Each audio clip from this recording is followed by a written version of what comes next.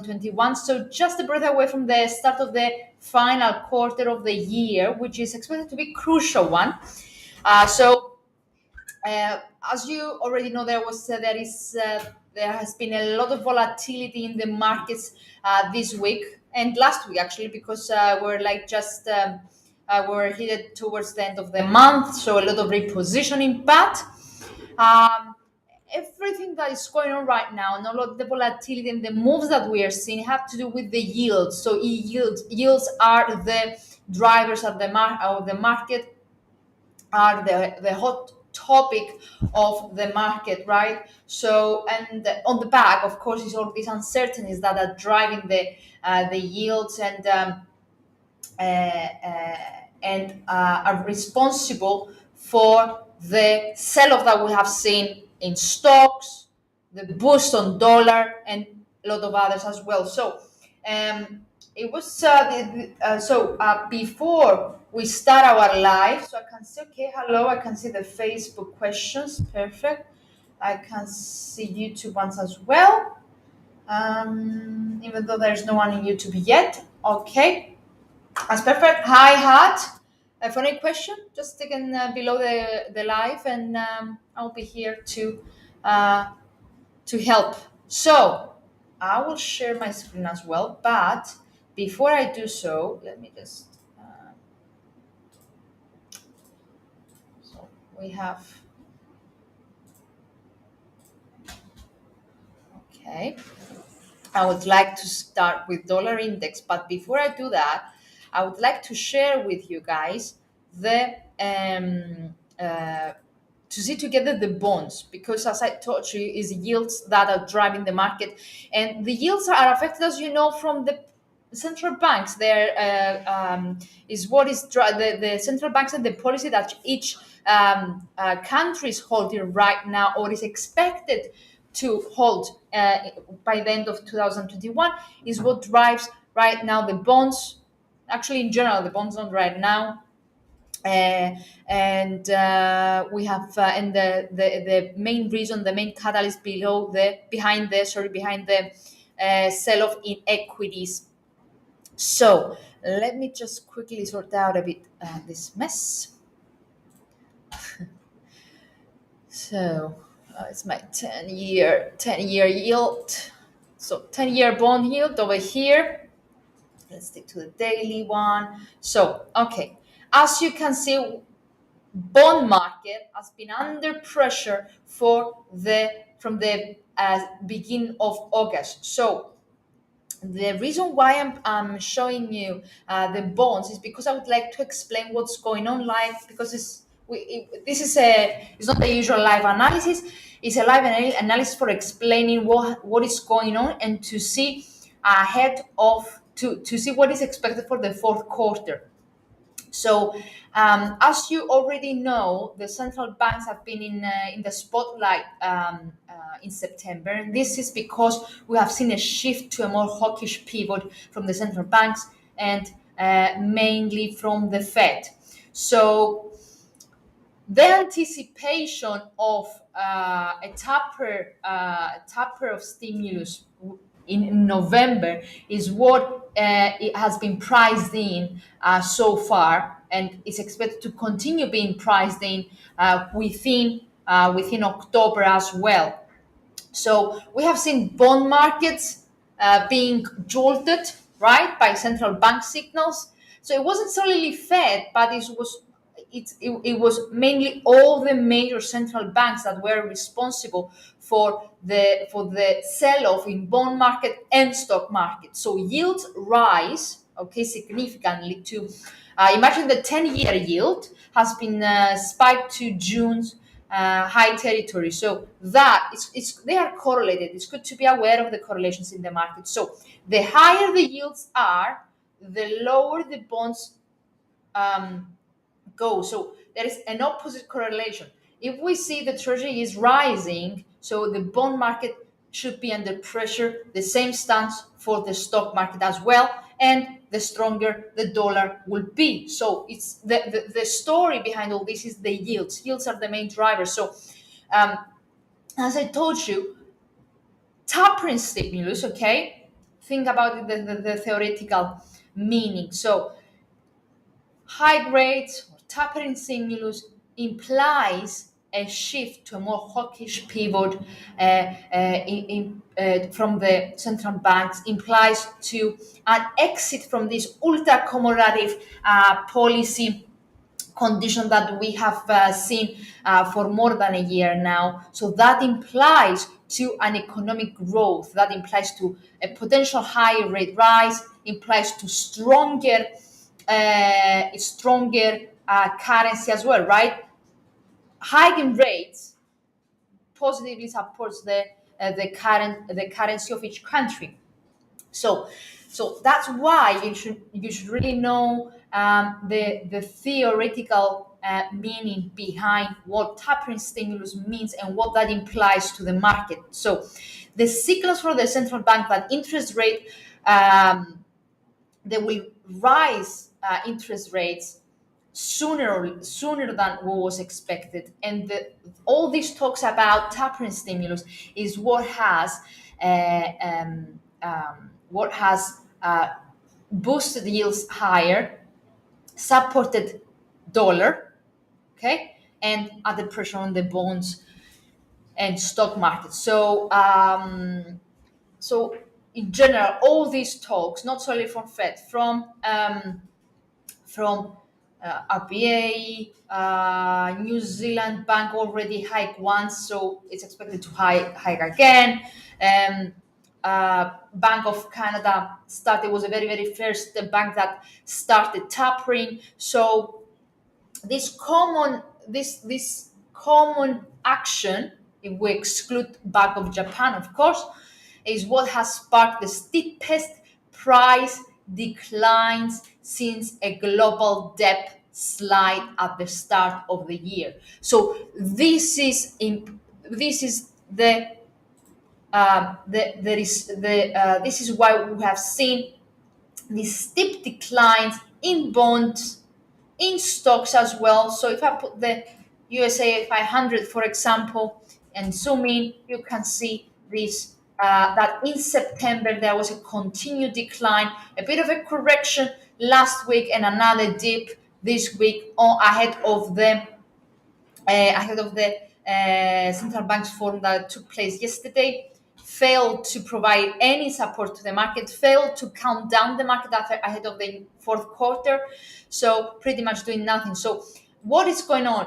What's going on is that the markets have actually, you as traders, institutional traders, in general the investors.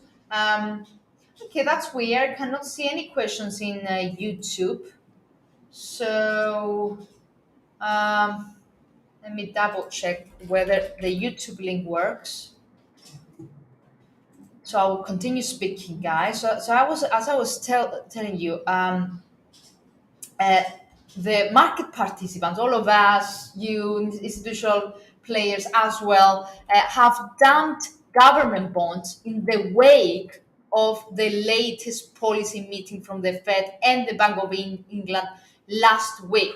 So these hawkish pivots from these key central banks, Fed and Bank of England. So Bank of England, for example, Mr. Bali said that no, we're not really want to we're not really key interested on Tapper anytime soon, but we are actually focusing on a high rate. So Fed Tapper stimulus, anticipation for tapering stimulus in November, while Bank of England is really interested on high rates. So these two events that took place last week, so the comments from the two central bankers, key central bankers, in regards to their willingness to respond to growing inflationary pressures by lifting short-term borrowing costs is what shifted. Is what has awake the market participants to dump government bonds and to shift to other kind of safe assets like on the safety of dollar or or like oil, even though there are other reasons that have supported oil as well, and etc. So yeah, is the awake and the willingness of the central banks to respond to growing inflationary pressures by lifting short-term borrowing costs, as I told you, something that is has boosted the markets to dump government bonds, and we have seen this shift away from stocks, away from bonds, and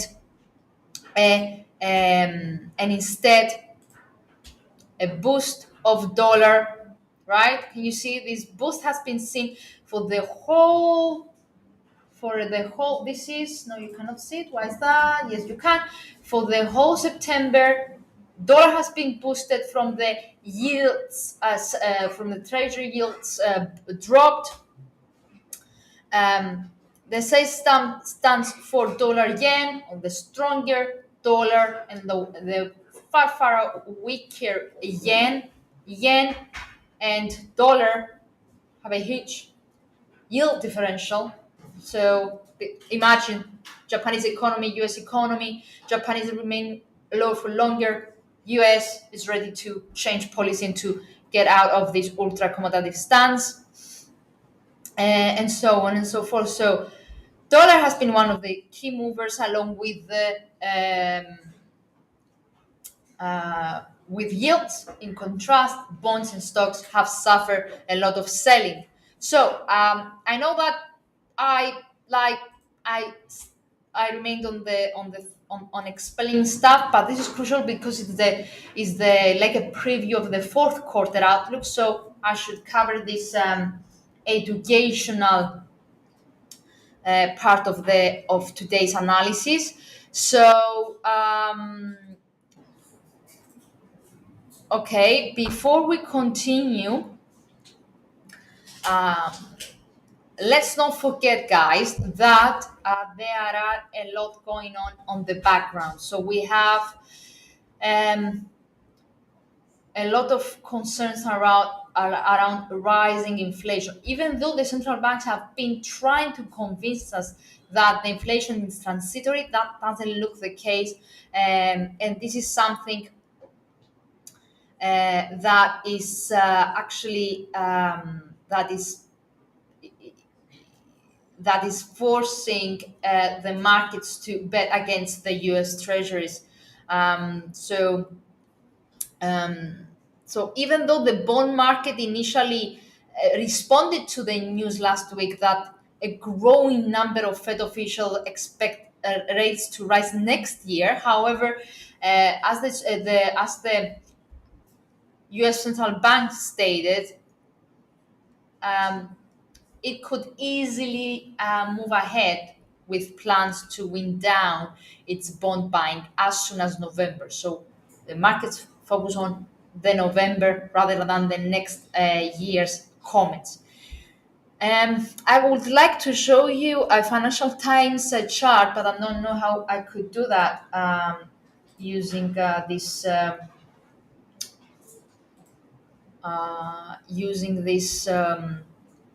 tool. Let me try. Uh, So yeah, over here you can see how the bond yields have kept rising and rising since the mid of August. So have in your mind that the higher the bond yields are, the stronger the dollar, the lower the bonds are, the lower the stocks will be. Okay, so there is an opposite correlation with the market. So substantial moves higher in treasury yields are typically more globally oriented. So we have seen the same conditions from 10-year bond yield in UK, 10-year US Treasury yield as well. So yeah, is this shift on a hawkish stance from the majority of the central bankers? Now let me shift to our chart. And so let's cover a bit what's going on here in the dollar index. So as I already stated, it's weird that I don't have any questions in YouTube. So um, okay. Um, so you can see this is a daily chart, guys. This is a daily chart on dollar. So we have seen for 7 days in a row the sorry, this is dollar yen. I should shift to.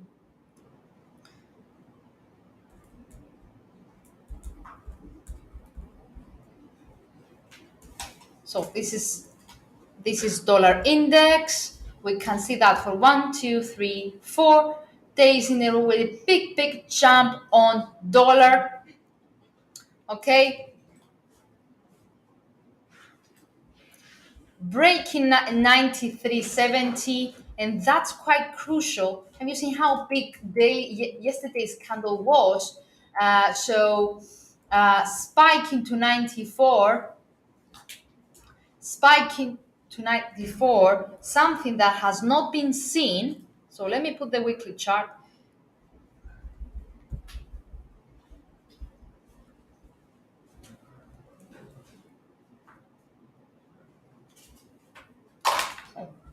Oh, hello, Vicky. You are a bit late. I was expecting you earlier. So, can you see this weekly chart, guys? Um, big boost the whole week, breaking 2021 high, breaking 2020 high, and is breaking actually 2021 high and bringing us back to the highs that have been seen in August last year. So this is a 200 weekly moving average, broken as well. So there is a lot of positive momentum. As I told you, this has to do with what's going on in the yields. So that's why we keep saying that a good indicator of what's going on to the rest of the market is yields, and yields are the key indicator, especially for institutional players, that they are actually trading in the long term.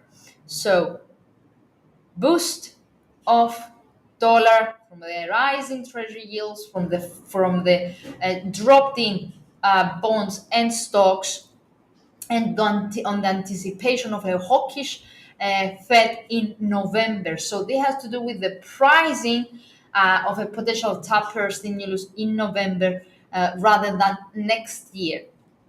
So the yield differentials between US and all the other major economies is actually growing. So really the next resistance area for dollar remains the August 2020, and that is around 94.78 level. So that's the high that we've seen back in August, and is the next resistance area for the dollar. So now, before we continue, hello, gold. Okay, I know that you're asking about gold. Okay. Since you're asking about gold, Vicky, that gives me the excuse to discuss a bit about gold as well. So, as you know, we have seen a lot of bond sell-off, right? So let's shift to gold, right? So let's shift to gold. Here we are. This is a daily chart. I will leave it as it is. So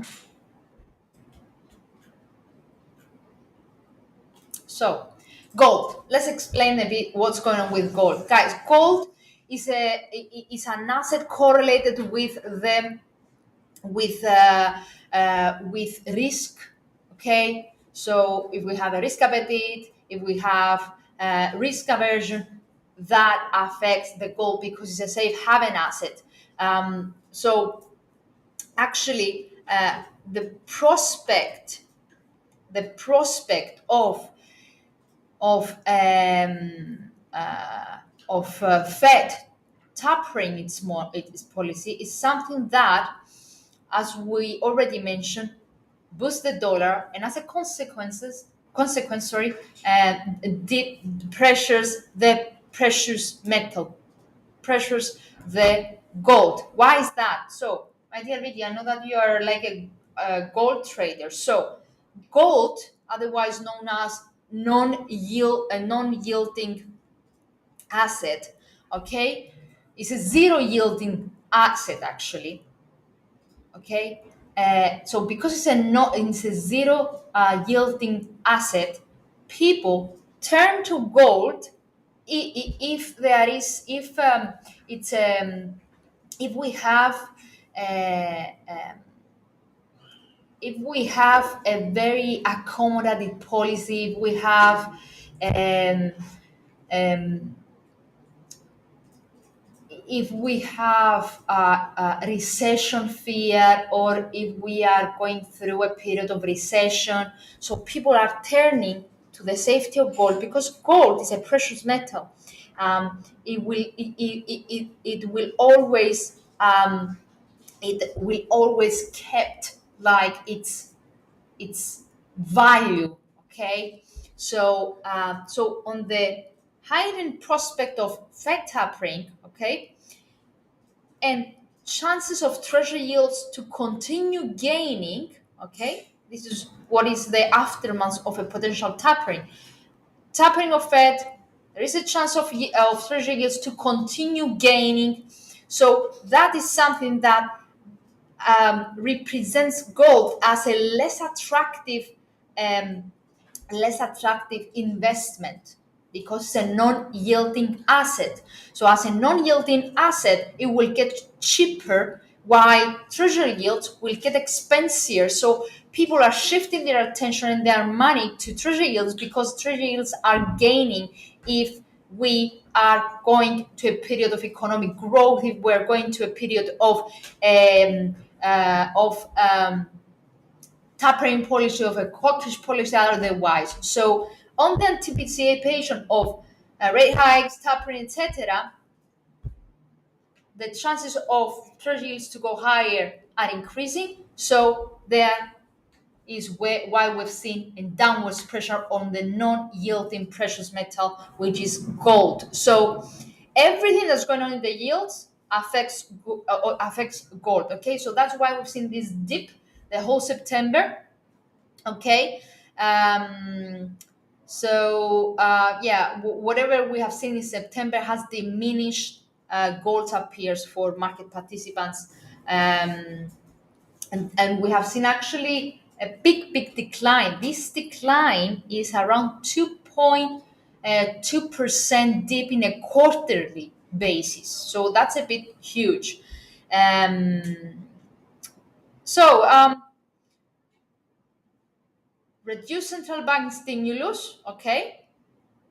So if central banks stop putting money in the economy, okay, so the currency will become stronger, will become expensive because the Fed will no longer print money and boost money in the economy, right? So reduced central bank stimulus, reduce the amount of money in order to support the economy, and interest rate increase indicates to a push of government bonds yields higher, raising the opportunity cost for holding non-yielding gold. So I will type this and I will put it as a comment below so you will all see. This, I think, it will help you realize what's going on. The explanation of what we are currently facing. So, the same time factors such as actually on the same side that on the same time that we have all these things going on with the banks, we're facing a lot of risk as well. So we are actually seeing that the US government might shut down. Okay, so the US debt ceiling imposed. Also, we have the rising global inflation. We have the Evergrande crisis, something that I explained yesterday as well. The Evergrande crisis should have supported the gold, to be honest, but because all the rest are even more important than Evergrande crisis, that's why it didn't manage to provide any support to the gold. And we also have Chinese power crisis. We have also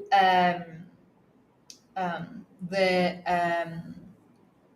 so rising inflation, banks, Evergrande crisis, China's shutdown crisis, and we have the failure from the Congress to approve so far a bill in order to avoid a U.S. shutdown. So if they don't really come out with an agreement today, tomorrow we might face the U.S. shutdown. So Ms. Yellen already alert that if the bill doesn't approve anytime soon, the U.S. government will be shut down by the latest of October 13th, if I'm not mistaken. So a huge um, it was a big issue yesterday that the negotiations between Mr. Powell and Democrats they weren't actually successful.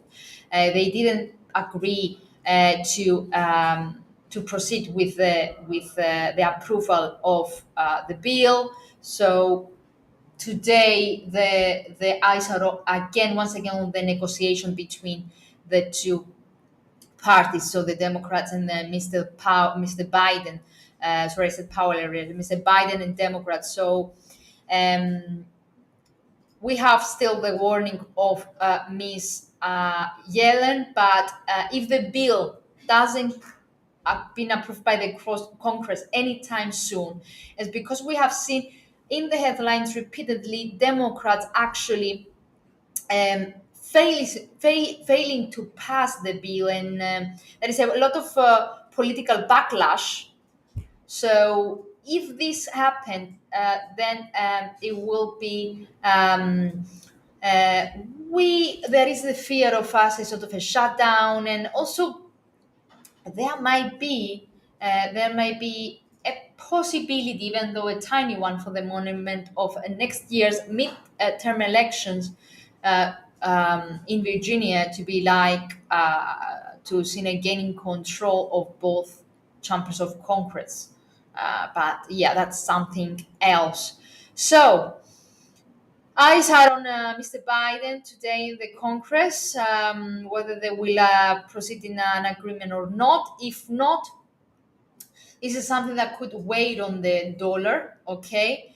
Because it will literally mean the shutdown of the US government for quite some time until they figure out to a common agreement in which Democrats and the White House agrees. So that's it for the moment from the White House. We didn't have anything new, if I'm not mistaken, but yeah, that remains on the cards for tomorrow and for next week as well. So this matter need to be solved. We don't want to see something similar with what we have seen back in 2018, if I'm not mistaken. We had a lengthy, was 2018, yes, if I'm not mistaken. We had actually an actual shutdown for quite some time. So for sure, the U.S. government is something that they wouldn't want, that they won't, they will not want to face once again. So uh, that has to do with the shutdown. Let me check my agenda whether I missed something. So that remains in the cards for October. A big risk of the shutdown. by October, but the mid of October. Okay, so that could wait on providing a ceiling on the dollar. Um, so, what am I missing? What am I missing? I think this is I covered the most important things. In regards to the Evergrande guys, our eyes should remain on China. Okay, Chinese manufacturing activity has been seen contracted this morning. So if I shift to dollar one,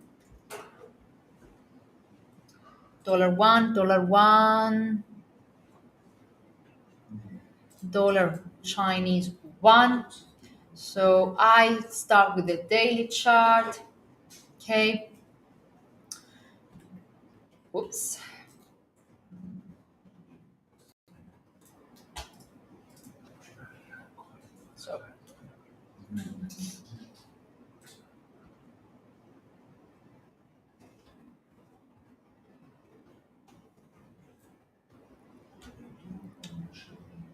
So okay. Cannot see that really, but okay. I should put the Nikkei on. I think even though it's where is Nikkei, I would like to show you the risk of Chinese contraction. Chinese economic contraction is a huge matter. And along with the higher inflation, um, U.S. shutdown, and central banks remains a key driver of the market. Okay, so we have seen Nikkei turning lower because of the risk that there are in the Asia in the Asia session in the Asia part of the world. So um, the Chinese economy, other than the Evergrande crisis and the risk, actually the this huge obstacle that they have right now until they figure a way to support the Evergrande developer and to ease the possibility of a collapse of the developer, because a collapse of the developer could take down a lot of banks from which the debts are from in Europe, US, in China. So if Evergreen collapse, that would be bad news for everyone pretty much. Even for Europe, it will impact Europe as well. So, but it's not solely that. Now uh, with the um, with the power situation, okay, there is the market has begun to factoring another risk to the Chinese economy. So we have the Chinese Evergrande Group, okay, one of the country's biggest and most indebted property developer, not solely in China but to the whole world, failing to make interest payments on its bonds, raising question about the financial stability, sparking the fear of a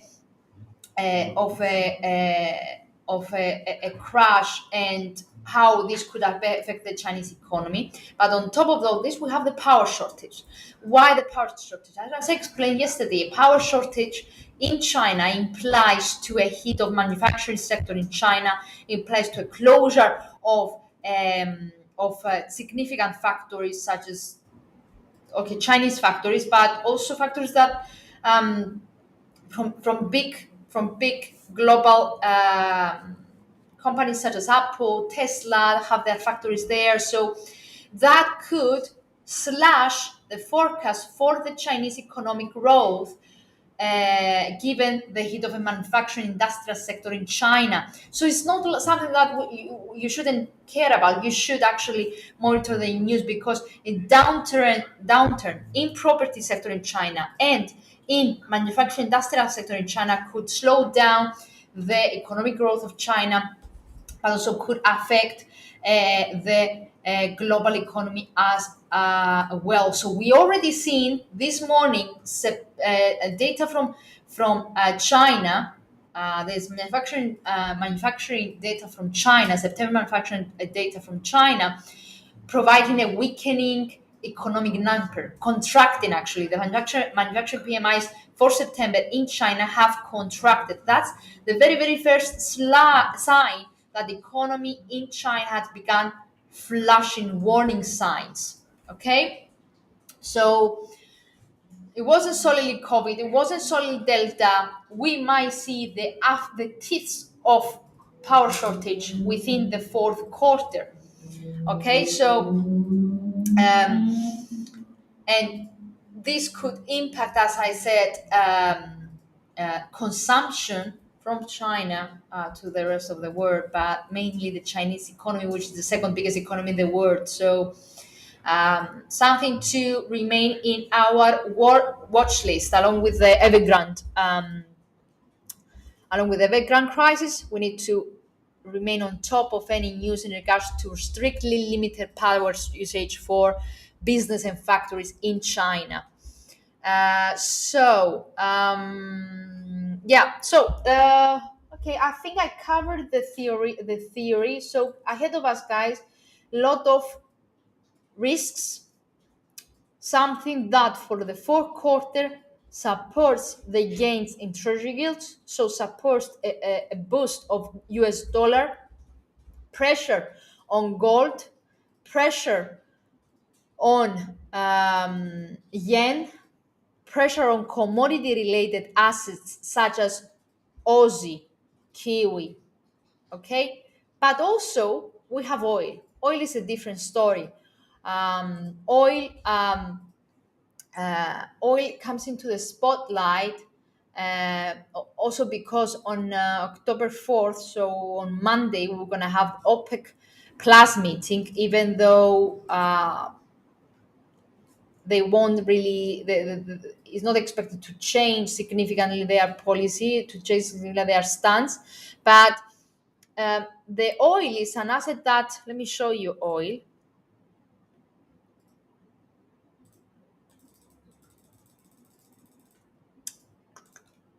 Okay. I think you can see it. Yes, you can. So oil is an asset that is being supported by the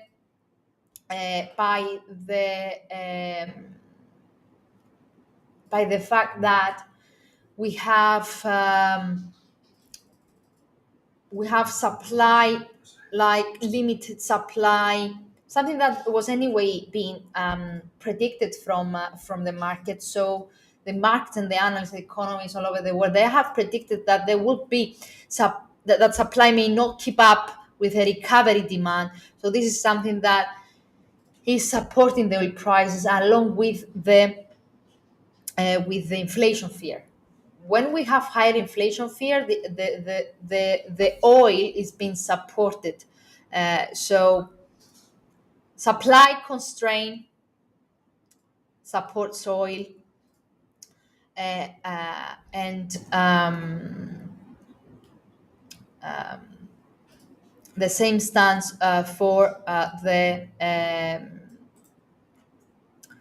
and along with the OPEC also, OPEC agenda also support oil, and as a lot of analysts have been lately stated, they actually changed their forecast higher for oil. Like Goldman Sachs, for example, from he has increased his forecast for Brent to $90 within the 2021, within the fourth quarter. So the drivers of oil remains the same. So oil remains higher because traders, all the market participants are actually eyeing a potential boost in demand amid the global energy crash that is expected to see many switching from gas to oil. So we are expecting ongoing deficit over the next months, tighter market offset, lingering concerns of it over a mixed production data out of China. So all these support the US oil.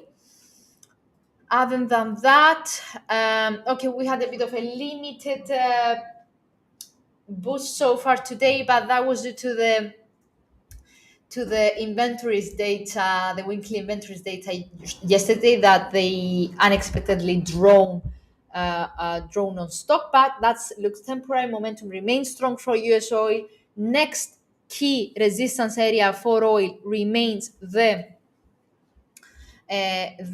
2018 high, which is somewhere around $77. So this is the next key resistance area for US oil, while Brent,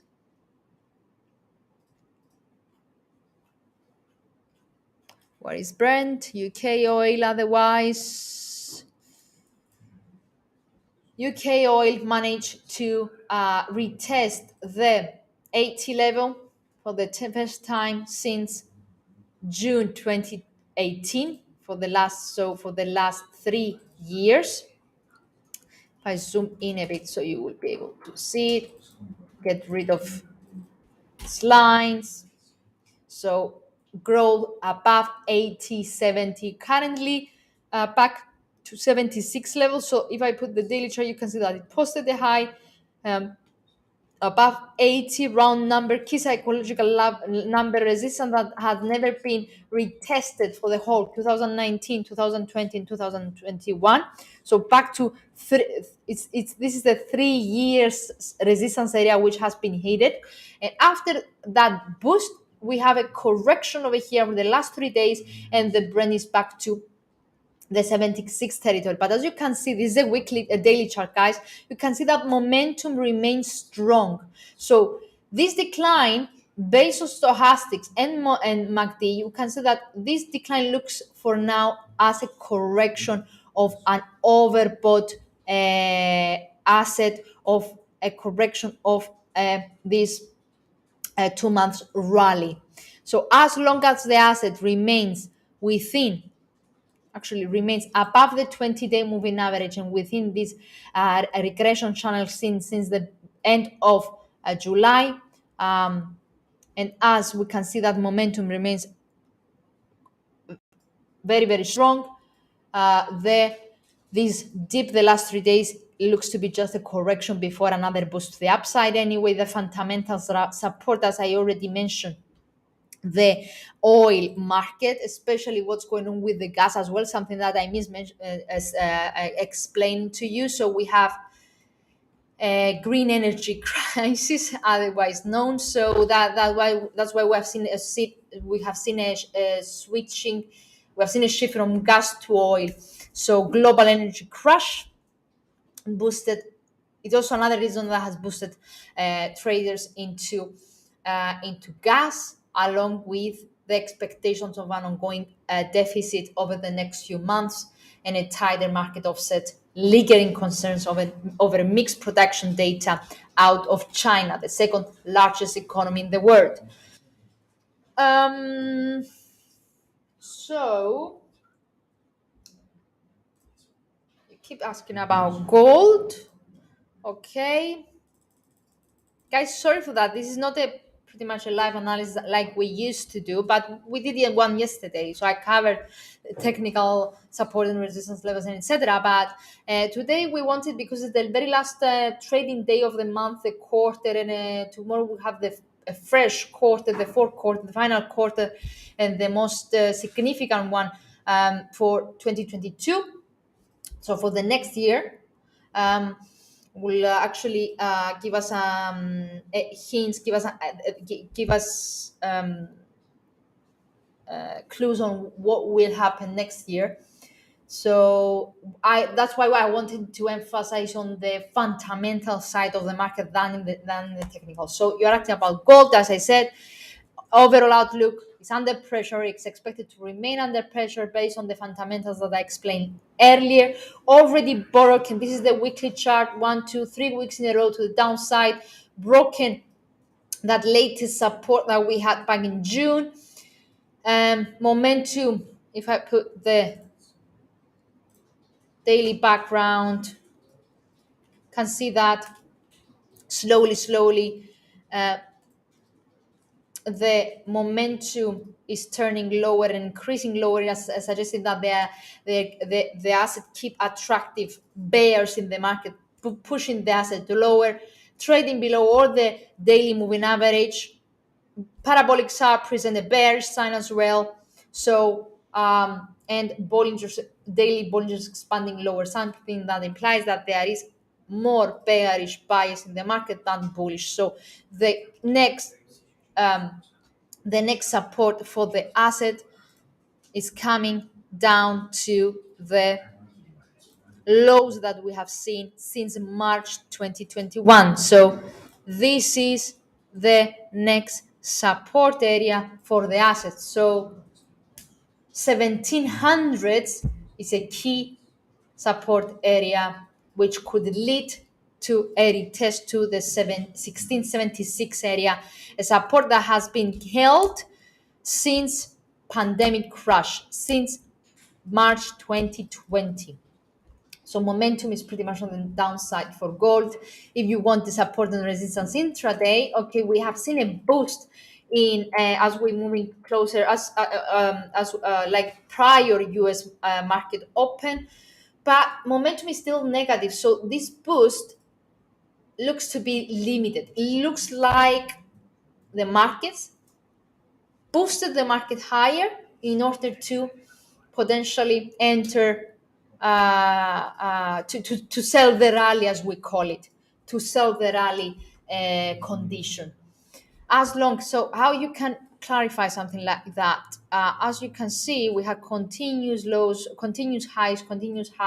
So you can now add a trend line. You see that it failed to extend gains. Momentum is still negative, eased a bit, but still negative. RSI cross 50, but flat, and something that implies that this rally might run out of steam. If I put the intraday chart on, okay, this is in a very short time frame, so I should go back to the 30 minutes chart.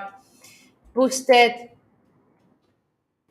currently 1737. So okay, there is still some bias to the upside, but as long as the asset fails to break the 1741 level, which is the 50 period moving average and a resistance area that has been held for quite some time, as long as it is below that, then this looks to be just a sell of rallies condition. Okay, so to the upside,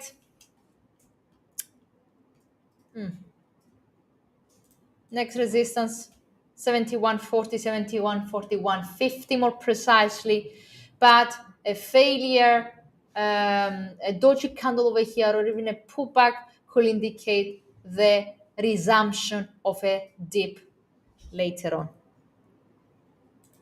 So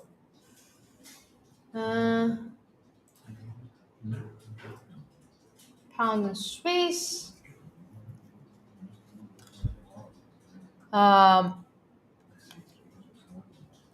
So let's shift to pound Swiss then.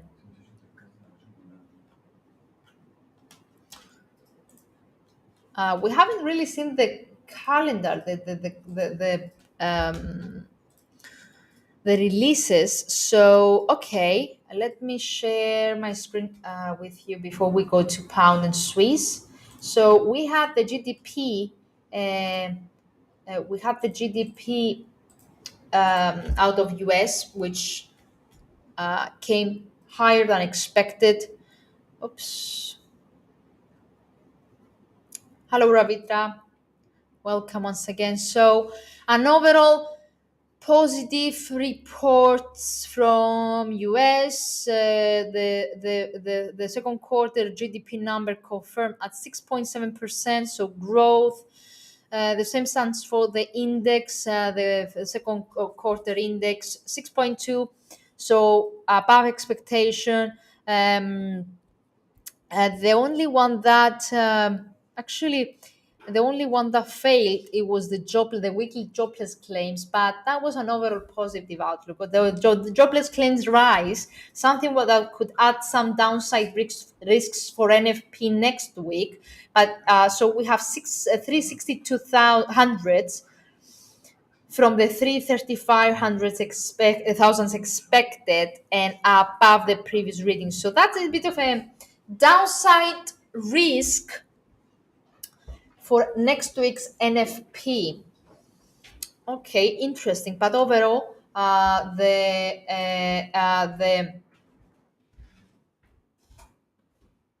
let me get back to my MT4. So overall, guys, the reading from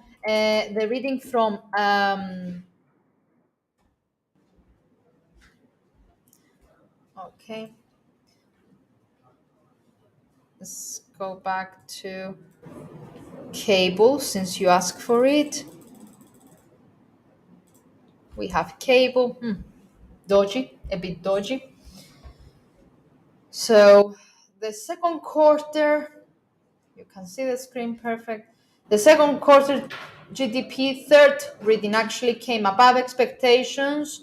So in the first look at the Q3 GDP will be released on October. So there was an improvement in trade, largely behind the upwards revision to the data. Apparently, actually, let's see what's going on in the 1 hour. So a bit of a consolidation sustains 94 level. Good. So dollar didn't really lose a lot of its steam, even though the biggest gainer so far today is Aussie, and euro is the weakest. Um, yeah, dollar is a bit mixed so far today. Okay, it's overbought anyway, so that might explain these consolidations. It's in an overbought condition, so there was a bit of a correction, consolidation ahead of the new quarter. Aussie moved higher because of the that's intraday, guys. The overall outlook remains that strong is the dollar, is the strong one. Dollar is the strong one, and against the other currencies. But for the time being, so far today, we have seen Aussie getting stronger against all the major assets, and the reason was that it was due to the Chinese manufacturing PMIs. There was and the fear of a shutdown from the U.S. economy, but nothing else that really affecting Aussie. So yeah, it's the fear of a shutdown tomorrow if they fail to agree. So yeah, U.S. jobs claims failed for a second consecutive week, to be honest, and that could add some pressure on the NFP next week.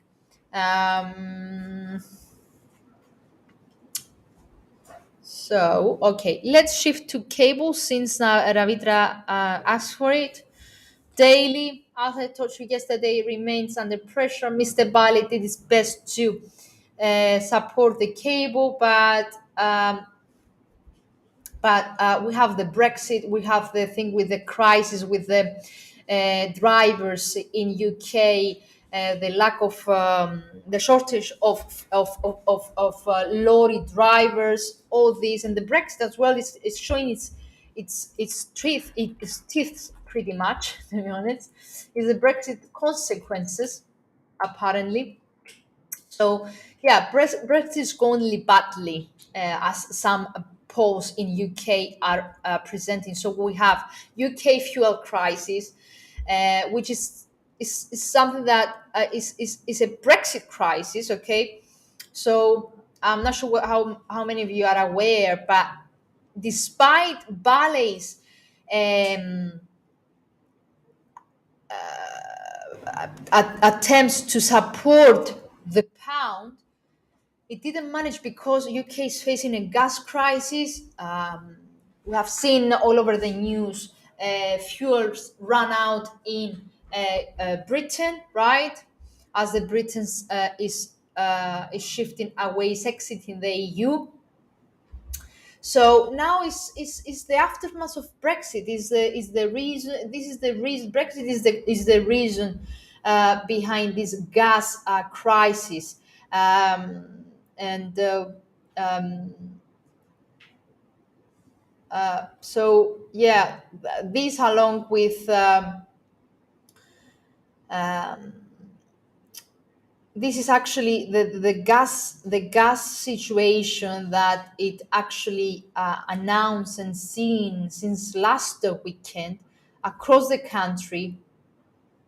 The fact that they ran out of gasoline has sparked the panic, and that's why pound is under a lot of pressure. So imagine that due to the Brexit, there is a shortage of 100,000 truck drivers in UK, and 20,000 are not British drivers who left the country because of the pandemic, because of the Brexit.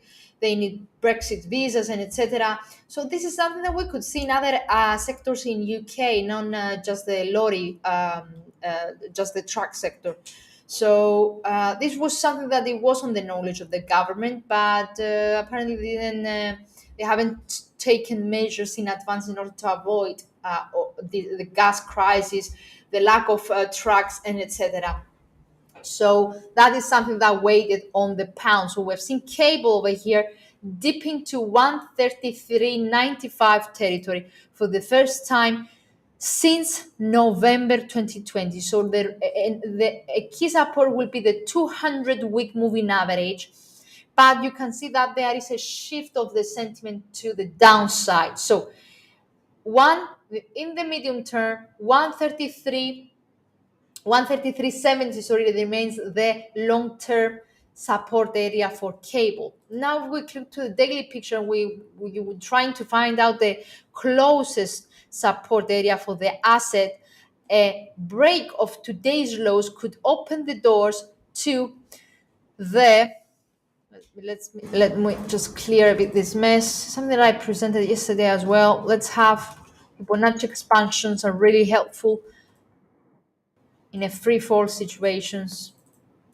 So already broken the 61 Fibonacci expansion, the 100 Fibonacci expansion. So what's left is the 161 Fibonacci expansion, which is the 132.70. It's the 200. Is the It's actually at even if the next resistance support area if the 200-week moving average breaks. So pretty much the near term support area is the 200-week moving average. So if I just let me, yeah, Bollinger's expanding lower, momentum turning lower, but not a confirmation yet. RSI pointing lower, below 50, ready to enter the 30 barrier. If I use my Fibonacci on this latest up leg, we could see that if 200-day moving a week moving average breaks, the next one is down to 132.70, which was a 161 Fibonacci expansion and 61.8% of Fibonacci, a retracement from the uplexing on October 2020. So if you are an intraday trader and you're trying to find immediate support levels, pretty much this week's low, so down to 134.14. That's the next support area. On the upside, only a move above 50 period moving average could actually potentially retest yesterday's peak. But as long as the asset doesn't retrace at least 50% of this latest down leg, the negative outlook for gold doesn't really change. So any kind of a boost looks to be just a correction of this down channel. Uh,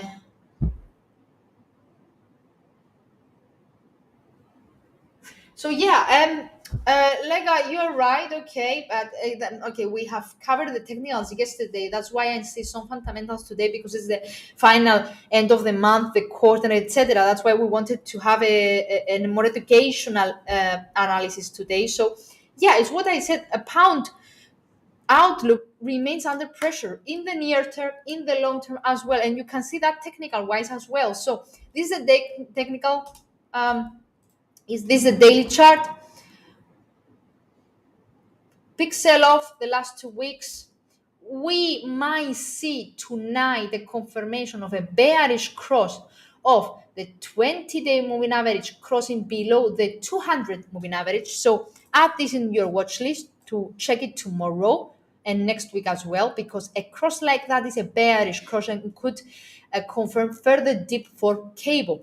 You can see momentum over here, my dear Logan, extending higher. So bears are in control of cable in the daily chart, in the medium term. Initially, if we shift to the 1 hour chart, that is still the case. We might have seen a bit of a rebound, but not a significant one. So if I emphasize on the 1 hour chart that you want me to check, I guess. So, okay, this is yesterday's dip, right? So it recovers slightly, but remains below the 50%, so the mid level of this sell off, right? At 137, 34.70, momentum is still negative. RSI, okay, let me have my fast moving averages as well to see precisely the intraday picture. So this boost, okay, looks a bit temporarily for the time being. As long as we don't see a decisive closure above 50%, so decisive candle, bullish candle, more further rise on the intraday momentum indicators, okay, then we cannot really believe that this is not just a correction before another turn to the downside. So it depends what kind of time frame you're trading, but for now this looks to be a bit limited. If I shift to the 30 minutes chart to get an overall picture, you can see that it got boosted on the prior the US release data, prior the US open, but stalled for an hour. So that could be a sign that this rebound might be a bit limited. So confirmation of a pullback could be seen if stochastic turn down again. Okay, RSI already stalled but remains at 70, so there is still some support. So let's wait and see whether we're going to have an hourly candle or a 30-minute candle closing above this key intraday resistance level at 134.81. So that's a 50% retracement in the upper leg of the 30 minutes Bollinger. This could, if this happened, it could retest the 135 level, 61.8 Fibonacci level, but yeah, you need to be a bit careful whether this is just a limited bounce prior to the US Open. So yeah, there is still some steam to the upside, but limited one for the time being at least. Okay, you can see that RSI has flattened. Fast moving average are not like pointing aggressively to the upside. They started slowing down a bit. So it looks like it's running out of steam. Only a cross above this level could open the doors to few pips higher, to 10 pips higher at 135 level.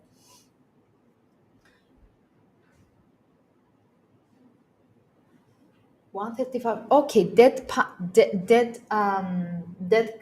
cat bounces. You mean dead cat bounces? What do you really mean? But not really. That cat bounce is like it follows after a very, very aggressive selling in the long term. A dead cat bounce is a long term pattern. and a very rare one as well. So not really sure. And which is your 135, 35, the 38 Fibonacci level from, you mean in a weekly basis? So somewhere here you put your Fibonacci from the beginning of the week. So you have put it down leg, okay? So no, we cannot really see that yet. A dead cat bounce has to do with an aggressive selling, an aggressive buying, and again an aggressive selling. So I cannot see any aggressive buying yet. I can see only steadiness consolidation. So check our dead cat bounce video. You can see what that indicates, but not the dead cat bounce. No, it's not the dead cat bounce. It looks like just a slight correction, sideways move. Intraday boost as a because of a fear that the asset is oversold. Yeah, but yeah, for the time being, this looks a bit limited. So already, okay, you've seen long tails, the 30 minutes chart, this candle just closed, long tails to the downside, implying that there is a lot of bearish bias still. Small body candles like indicating that this bounce might run out of steam. Okay, so be careful. I was cable. You asked also Swiss. I will finish with Swiss and I will call it a day, guys. I'm quite tired. Dollar Swiss.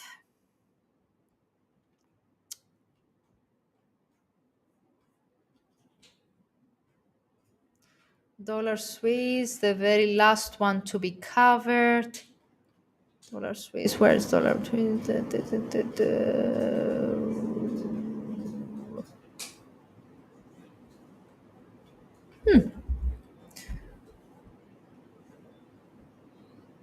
Should be somewhere here, but I'm a bit tired and apparently I'm not. Dollar Swiss, dollar Swiss, dollar Swiss. It should be here. Come on. Uh, New Zealand Swiss.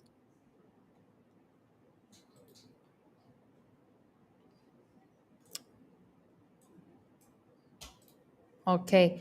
So intraday, I guess you're referring to intraday basis. So intraday, dollar Swiss in a pullback. Swiss is gaining some traction in the US Open. Dip after the 93.67 high. So cross below 20-day moving average. Next support for Swiss is this triple fractal 93.28. However, let me put to the 30 minutes chart to see what's going on. Yeah, well, bam, bam, bam. So already a bullish cross, steadied. So that ran out of steam as well, it seems. We have a doji candle here, stay above 93.37. So this might run out of steam because the fast moving average already started flattening. RSI flattened, dear Logan. Stochastic already overbought. So this might run out of steam already. Yeah, so near term support 93.28, while the resistance is at this latest up fractal 93.54. Okay, so this is the 30 minutes chart. Otherwise, if you're indicating for a fresh of a closer support level, that could be, yeah, the 20-day period moving average 93.42. Okay, resuming losses as I can see over here. But yeah, 93.28 remains the floor of the day, the support of the day. Yeah.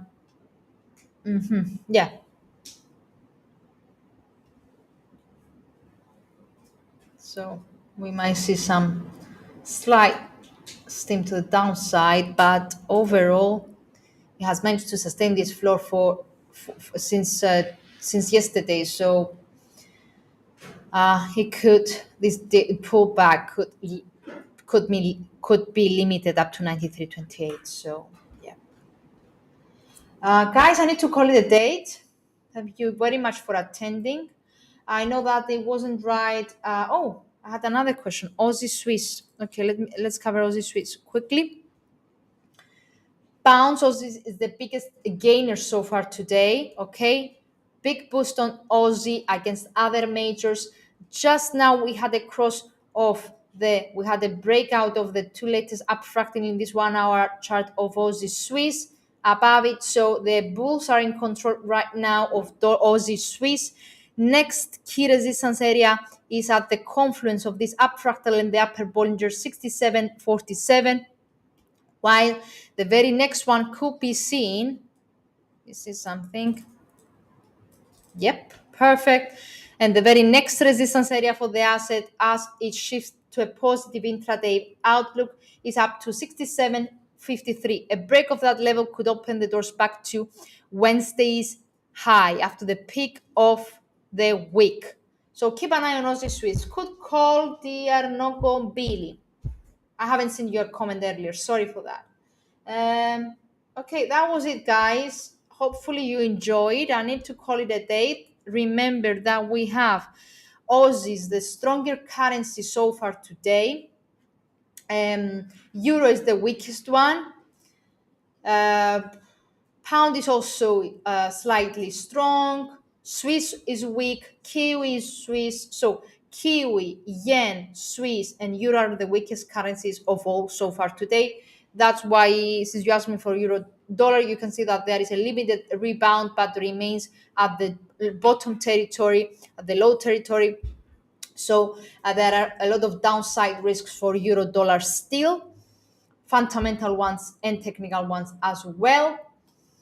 Dollar yen sparked to 112 area, retested that area, is already overbought, so we might see a bit of a correction, but overall outlook remain bullish for dollar yen given the yield differentials that implied to weak yen against an overall strong dollar. Intraday, a bit of a pullback. Next support area for the asset could be seen at yesterday's bottom 111, but it's far away from it, so use your Fibonacci expansion to find any immediate support area. So the next one is 111.61. Next immediate support for the asset, since dollar yen has been seen in a pullback the last 3 hours with a bearish cross of the between the 5 and 9 EMA. So next support area on this pullback 111.61. Thank you very much for attending. Hope you're having a great day ahead. We won't be here tomorrow. Stay tuned with the market news from Hot Forex, and I'll see you again next week. Thank you very much, guys. See you again on Monday. Thank you. Have a great day ahead. Bye bye.